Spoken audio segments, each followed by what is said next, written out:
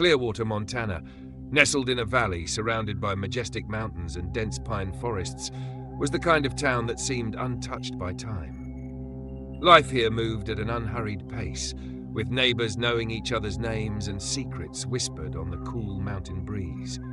Its serene beauty and close-knit community had made it a haven for those looking to escape the chaos of the outside world. On a crisp October day, Clearwater was abuzz with anticipation for the wedding of Sheriff Grant Miller and Emma Harper.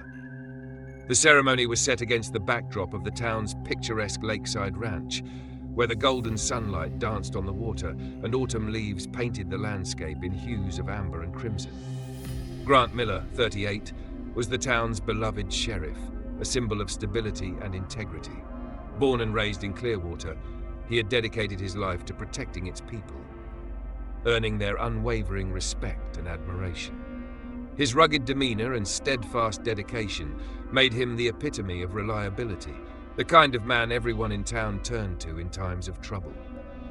Emma Harper, 30, had moved to Clearwater just over a year earlier, seeking a fresh start after leaving behind a complicated past in the bustling city of Helena. As an art teacher, her delicate watercolor landscapes captured the natural beauty of the region, while her warm smile and easygoing charm endeared her to the townsfolk. Emma brought a touch of creativity and lightness to Grant's otherwise structured life.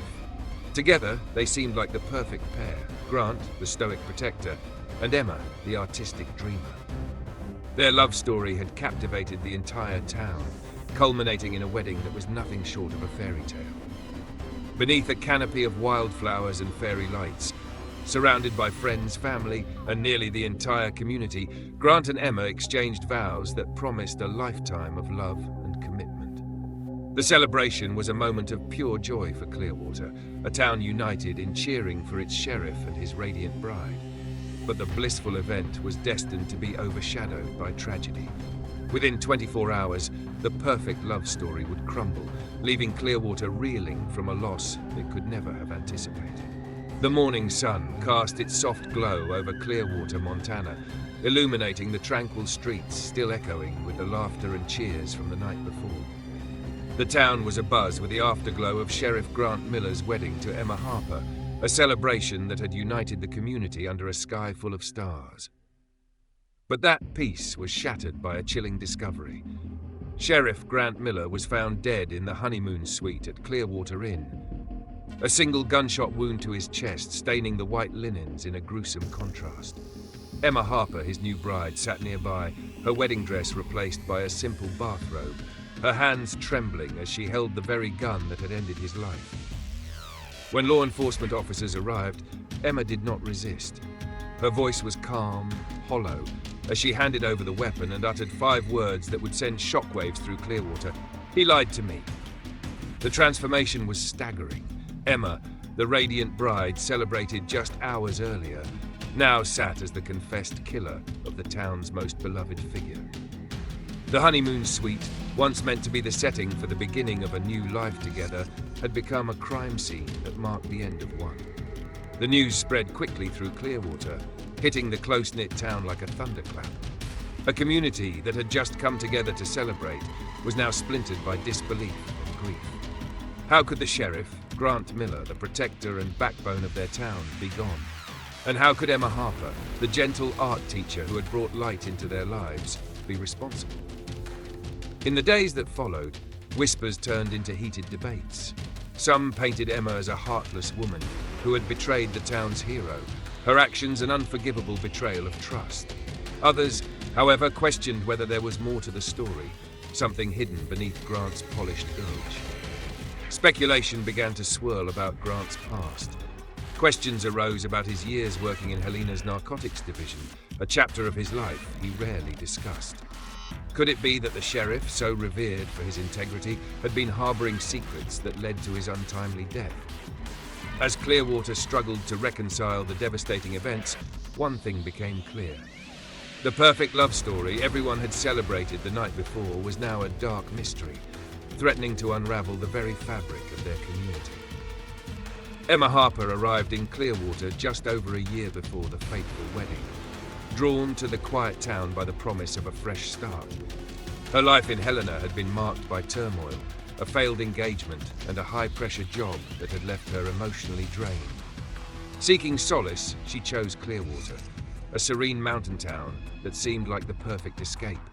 Taking a position as an art teacher at the local high school, Emma quickly became a beloved figure in the community. Her watercolor landscapes, often inspired by the natural beauty of the surrounding wilderness, captured the hearts of her students and colleagues. Her warm demeanor and quiet sophistication gave her an air of mystery, endearing her to the townsfolk while keeping her inner world guarded. It was at a charity art auction for the underfunded local schools that Emma first met Grant Miller. The sheriff had attended the event more out of duty than interest in art, but by the end of the evening, he had purchased one of Emma's paintings and asked her to dinner. Their connection was instant and magnetic, quickly blossoming into a whirlwind romance. Grant, a 38-year-old widower with a reputation for unwavering dedication to his job, seemed to offer Emma the stability and protection she had always craved. Within 6 months, their relationship reached a storybook milestone when Grant proposed to Emma during Clearwater's annual 4th of July festival. Standing atop a parade float decorated in red, white, and blue, he dropped to one knee in front of the entire town, presenting Emma with a diamond ring. Her tearful yes was met with thunderous applause, cementing their status as Clearwater's golden couple. While their love story appeared flawless on the surface, subtle cracks began to show as their wedding day approached. Whispers about Grant's years in Helena resurfaced. The sheriff had built his career in the city's narcotics division before returning to Clearwater to serve his hometown. His work there had been praised for its results, but some who knew him hinted at the high cost of those successes. Adding to the unease was the unexpected appearance of Jack Turner, a man with a known connection to Grant's narcotics work in Helena. Jack's arrival in Clearwater was unsettling, especially when he began asking pointed questions about Grant. Though Grant dismissed him as an old acquaintance, his presence cast a shadow over the otherwise joyful wedding preparations. The morning of the wedding dawned crisp and golden, and the ceremony at Clearwater Ranch unfolded like a scene from a romantic novel. Beneath a canopy of wildflowers and fairy lights, Emma and Grant exchanged heartfelt vows, promising a lifetime of love and partnership. Friends and family cheered as they sealed their promises with a kiss, their joy reflected in the wide smiles of nearly everyone in attendance. But as the day wore on, Emma couldn't shake a growing sense of unease. During the reception, she noticed a man standing on the outskirts of the crowd, partially obscured by the shadows of tall pine trees. Dressed in dark clothing, he watched the festivities with an intensity that made Emma shiver. When she asked Grant about him, his reaction was swift and dismissive. "Just an old acquaintance," he said, his tone sharp as he brushed off her concern. But the tension in his expression was unmistakable. Later that evening, Emma overheard Grant speaking in hushed tones near the barn. His words were muffled, but his tone was firm, almost threatening. She caught fragments of his conversation. "This isn't the time. You need to leave." The exchange left Emma rattled, her questions about the man from earlier deepening her unease. When she pressed Grant about it, he redirected the conversation with practiced ease, pulling her into a light-hearted discussion with one of his deputies. Though the reception continued with laughter and dancing, Emma couldn't shake the feeling that something was off. The man she had seen near the edge of the crowd disappeared before she could point him out again, and the whispered conversation near the barn lingered in her mind. As the couple drove off to the Clearwater Inn that night, sparklers lighting their path and cheers echoing behind them, Emma carried more than just the glow of the day. She carried a gnawing suspicion that the man she had just married wasn't telling her the whole truth. The honeymoon suite at the Clearwater Inn was a charming retreat, nestled on the edge of a quiet meadow that overlooked the pristine waters of Clearwater Lake. With its cozy fireplace, a bottle of champagne chilling on the nightstand, and soft white linens adorning the four-poster bed, the room seemed to promise the perfect start to Emma Harper and Grant Miller's new life together. But for Emma, the unease she had felt throughout the wedding day still lingered. She tried to ignore it, to focus on the warmth of the moment, but her thoughts kept returning to the strange man at the reception and the hushed conversation Grant had tried to hide. As Grant stepped into the bathroom to freshen up, Emma's eyes wandered across the room. Her gaze fell on a sleek black briefcase propped in the corner. She had noticed Grant carrying it earlier in the day, but when she had asked about it, he had casually dismissed her curiosity, claiming it contained work stuff. Something about the briefcase drew her in now, the sheriff's badge embossed on the corner, giving it an official air that only heightened her curiosity. Unable to ignore the nagging feeling in her gut, Emma knelt by the briefcase. The case was locked, but the zipper around its edge wasn't fully closed. A folder peeked out, just enough to tempt her. Glancing toward the bathroom where the sound of running water reassured her, Emma carefully pulled the folder free. Her breath caught as she scanned the documents inside. They bore the logo of the Montana Department of Public Safety, but it was the name on the first page that sent a chill down her spine. Sarah Turner. Sarah Turner, the papers revealed, had been an informant during a major narcotics investigation led by Grant during his years in Helena. Her testimony had been critical in dismantling a powerful drug cartel, but just days after the operation's success, Sarah had vanished without a trace. The documents painted a troubling picture.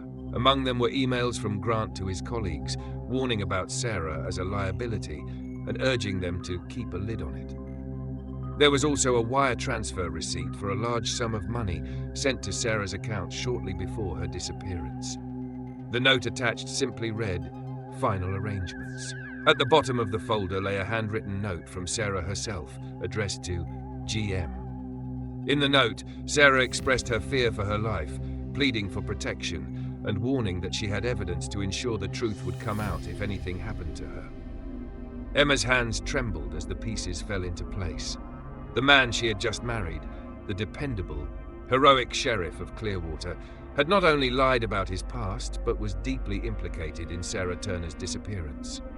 The sound of the bathroom door opening jolted Emma back to reality. She quickly shoved the folder back into the briefcase, zipping it closed just as Grant stepped out with 2 glasses of champagne. His smile faltered slightly when he saw her sitting on the floor, pale and visibly shaken. "Everything okay?" he asked, his tone casual but tinged with suspicion. Emma forced a smile, her heart pounding. "Yeah, I was just unpacking my things." Grant studied her for a moment, then handed her a glass of champagne.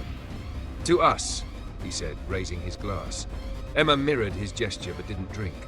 Her mind raced as she replayed what she had just uncovered. The cheerful man standing before her was no longer the trustworthy sheriff she thought she knew. He was a man hiding dark secrets, secrets that had likely cost someone their life. That night, while Grant slept soundly beside her, Emma lay awake, staring at the ceiling. Her mind reeled with questions. What had really happened to Sarah Turner? How far had Grant gone to protect himself?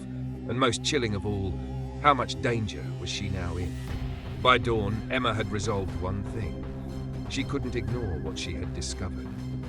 She had to confront Grant, even if it meant risking everything. The investigation into Sheriff Grant Miller's death quickly expanded beyond the tragic events in the honeymoon suite. Detectives discovered the incriminating documents Emma had pointed out in Grant's briefcase, which included wire transfers, threatening emails, and Sarah Turner's desperate note. Together, these pieces painted a damning portrait of Grant's involvement in Sarah's disappearance.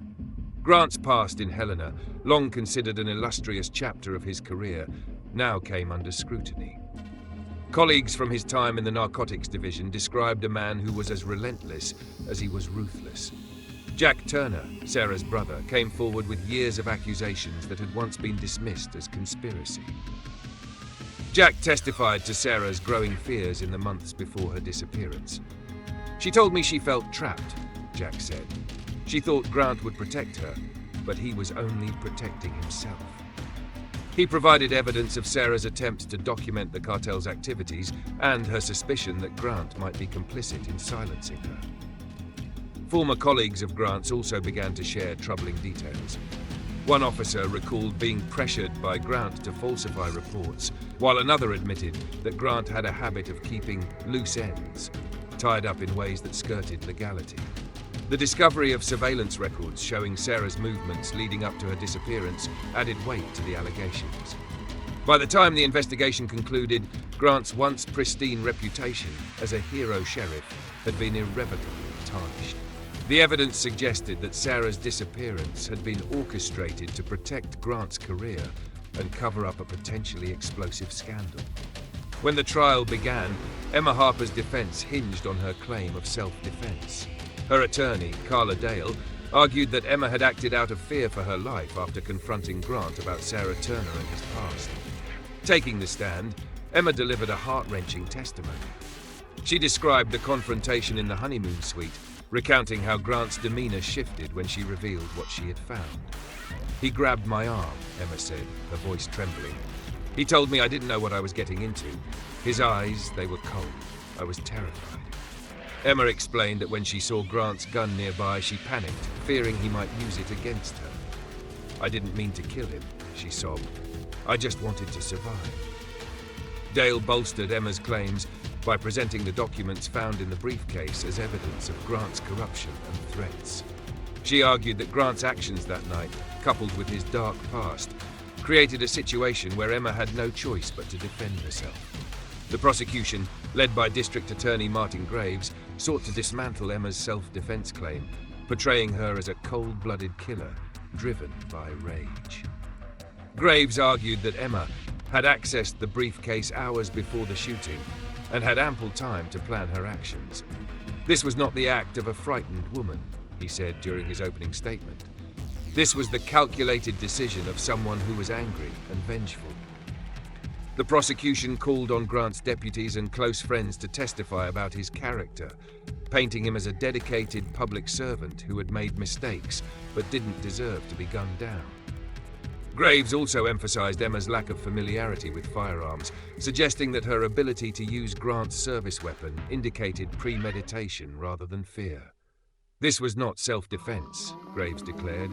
"This was a deliberate act of violence, committed by someone who had uncovered secrets she couldn't accept." The courtroom was captivated by the emotional testimonies, heated arguments, and mounting evidence. Emma's case had become a battleground of morality, with the town of Clearwater, and the jury torn between viewing her as a victim of Grant's lies or a calculating murderer. As the trial drew to a close, both sides delivered passionate closing arguments, leaving the jury with the difficult task of determining Emma's fate. The tension in the courtroom was palpable as the jury filed back into their seats on the morning of December 12th.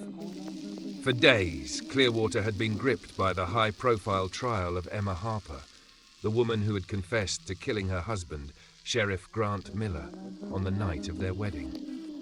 The gallery was packed with townspeople, reporters, and family members, all waiting anxiously for the jury's decision. Emma sat at the defense table, her hands clasped tightly in her lap, her face pale but composed. Beside her, her attorney Carla Dale offered a quiet reassurance, though the weight of the moment was evident in her eyes. Across the courtroom, members of Grant's family and former colleagues watched solemnly, their grief mixed with a desire for justice. The jury foreperson rose, holding the slip of paper that contained Emma's fate. The room fell silent as she began to read. "We, the jury, find the defendant, Emma Harper, not guilty of murder in the first degree." A collective gasp rippled through the gallery. Emma exhaled sharply, her shoulders sagging under the release of tension, but the foreperson continued. "However, we find the defendant guilty of manslaughter under extenuating circumstances." The courtroom buzzed with whispers, the divided reactions reflecting the town's own conflicted feelings about the case. Later that afternoon, Judge Marion Caldwell delivered Emma's sentence. Acknowledging the jury's findings and the mitigating factors presented during the trial, she imposed a sentence of 3 years in prison, with eligibility for parole after 18 months. The court recognizes the complexity of this case and the unique circumstances that led to the defendant's actions, Judge Caldwell said from the bench. While accountability is necessary, it is clear that this was not an act of cold-blooded violence, but one of desperation. For Emma, the verdict was bittersweet. While she would face time behind bars, she had been spared the harsher label of a murderer. As she was escorted out of the courtroom, she exchanged a brief glance with Jack Turner, Sarah Turner's brother. He gave her a subtle nod, a silent acknowledgement that the truth about Grant's dark legacy had finally come to light. The sentence marked the end of the trial, but not the end of the story. For Clearwater, the revelations about Grant Miller and the haunting tragedy of Sarah Turner would linger, leaving the town to grapple with the complexities of justice, morality, and the hidden truths beneath its idyllic surface. The trial of Emma Harper left Clearwater deeply divided. The small mountain town, once united by its tight-knit community, now found itself fractured over the revelations surrounding Sheriff Grant Miller's life and death. To some, Grant remained a hero, a man who had dedicated his life to protecting Clearwater, whose mistakes were overshadowed by his service. Grant wasn't perfect, said Helen Morrison, a local shop owner. But who is? He didn't deserve what happened to him. Others, however, found their faith in him irreparably shaken. The documents and testimonies presented during the trial painted a picture of a man who had used his authority to hide his darkest secrets. He wasn't the man we thought he was, said Jason Rivera, a retired firefighter. If he could do what he did to Sarah Turner, what else was he capable of? Discussions about corruption, power, and morality became commonplace in Clearwater's cafes and community gatherings. How much had Grant's badge shielded him from accountability? And could Emma's actions be justified, even partially, given the circumstances? These questions lingered, leaving no easy answers for the people of Clearwater. For Emma, her prison sentence meant time to reflect on her role in the tragedy. For the town, her story became a cautionary tale about the fragility of trust and the destructive nature of secrets. The investigation into Sarah Turner's disappearance, reignited by the evidence found in Grant's briefcase, brought long overdue progress. Detectives traced a series of payments made by Grant to individuals connected to the drug cartel Sarah had helped expose. This led to the arrest of 2 former cartel members charged with conspiracy to commit murder in connection to Sarah's case. Though they denied involvement, evidence from Sarah's hidden USB drive, found by her brother Jack, provided damning proof of their roles. Despite these developments, Sarah's body was never recovered, leaving her family without the closure they had hoped for. For Jack Turner, the reopening of his sister's case was bittersweet. Speaking in a televised interview, he expressed relief that the truth about Grant had finally come to light. For years, I felt like I was screaming into the void, Jack said. Now at least, people know what really happened. My sister's name won't be forgotten. Still, the lingering pain of loss remained. We'll never get her back, Jack said, his voice heavy with emotion. But we can make sure people remember who she was, a brave woman who tried to do the right thing, even when it cost her everything. As Clearwater grappled with the fallout from Grant Miller's death and the reopened case of Sarah Turner, the town began to heal, albeit slowly. The shadows of betrayal, corruption, and tragedy lingered, but so did the lessons learned. Even in the most serene places, hidden truths can fester, and justice, though delayed, is still worth pursuing. The story of Sheriff Grant Miller is one of stark contrasts. A man celebrated as a protector and hero in Clearwater, ultimately exposed as someone who harbored devastating secrets. Grant's fall from grace revealed the hidden complexities of a life built on deception, raising questions about the true cost of power and the lengths one might go to maintain a carefully crafted image. Emma Harper's journey was equally transformative. She began as a hopeful bride, seeking love and stability in a quiet town, only to be thrust into a nightmare that tested her courage and resilience. Her actions, driven by desperation, brought the truth to light, but at great personal cost. Emma's fight for survival and justice made her a polarizing figure in Clearwater, both condemned and sympathized with by a community grappling with its own moral compass. This tragic tale serves as a reminder that beneath the surface of even the most idyllic lives, darkness can lurk, waiting to be uncovered. What do you think about this case? Was justice truly served in the end? Should Emma's actions be seen as justified, or did the punishment fit the crime? Let us know your thoughts in the comments below. Do you believe Grant's legacy as a hero should endure, or does his corruption overshadow everything else? If you found this story compelling, make sure to like this video and share it with others. Don't forget to subscribe to our channel for more stories that dive deep into mystery, morality, and the human condition.